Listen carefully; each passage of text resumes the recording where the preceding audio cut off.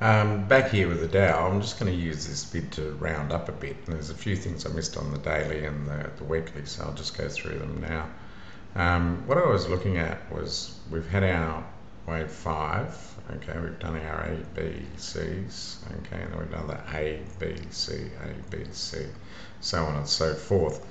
If this was a one leg, okay, for a new count for a Elliott wave 5 run up, it would be invalid, as I was saying, because 2 has retraced further than 50% of 1. And blind Freddy can see that. So what I was sort of thinking, that this is a wave 1 and this is wave 2, okay, and now we're looking at making a wave 3, okay. So that's just on the daily chart, and that just shows you a little bit more easier than on the weekly that second wave there being invalid, okay. So I just thought I'd point that out, okay. We're back with the weekly, okay.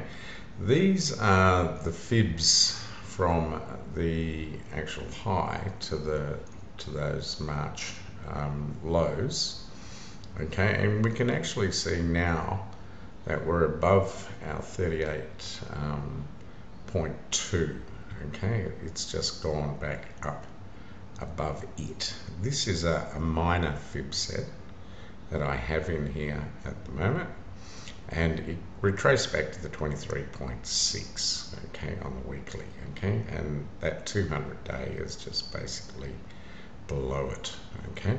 And as I was saying before, this, if it is a cup and handle, but to me it's just might be a bit too much slope on that. You know, the old thing with the cup is don't spill the wine. Depends on how many you had, I suppose. But anyway, the handle's looking reasonably valid at the moment if it does get back through this top.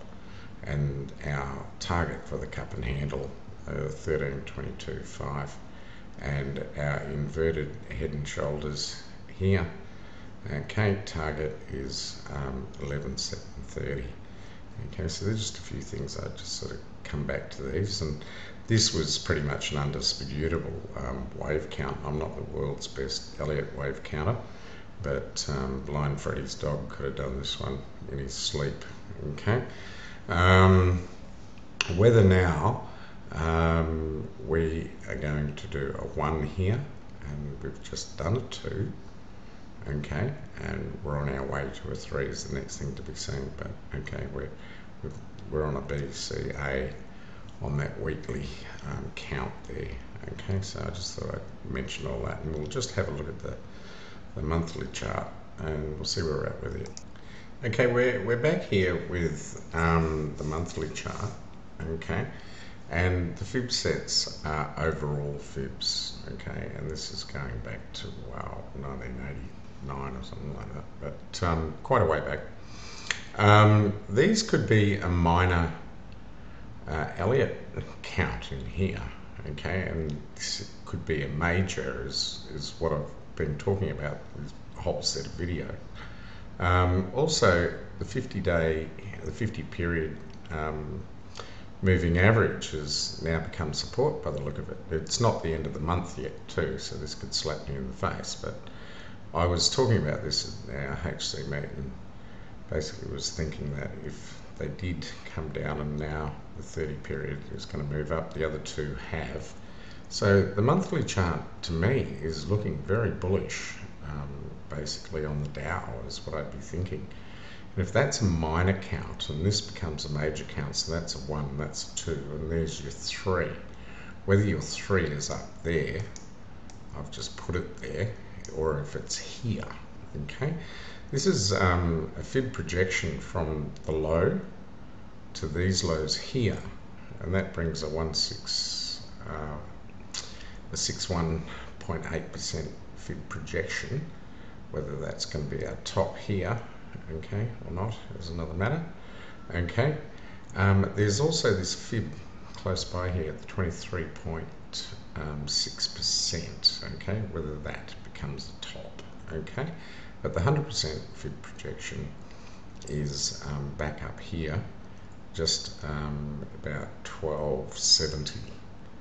Okay, so bearing in mind we were talking before about 1300s with cup and handles and things like that. So just, yeah, throwing the cat amongst the pigeons, but just sort of having a look at the alternatives and what is possible. Yeah, the story doesn't change. I suppose the Yanks are still broken. Europe's going to mud, but that's fundamentals. We're talking charts here. This here at the moment, this candle is still very bullish, okay? And it is moving into this part of a Gann grid that is starting to get part of a bullish, into the bullish half, which is just up here, basically, this fib. So if it does go into here, this thing could really take off and run, okay? So I'd be bearing that in mind, and have a look at the indicators on the monthly chart. And the other thing to bear in mind too, I suppose, is whenever it's had these flat sideways spots, well, it's basically just broken above that, okay? And like we're saying on the weekly, it had broken above that and was using that fib as an up, okay? So yeah, something to bear in mind there. Here is a buy signal on the monthly chart, and the MACD looks like it wants to buy and go again. The SCOF is still, got plenty of room to move, and the RSI is just sitting at around about 50, and that's a 30 period RSI on that as well. So yeah. So at the moment, to round up, I still reckon the Dow's looking quite bullish.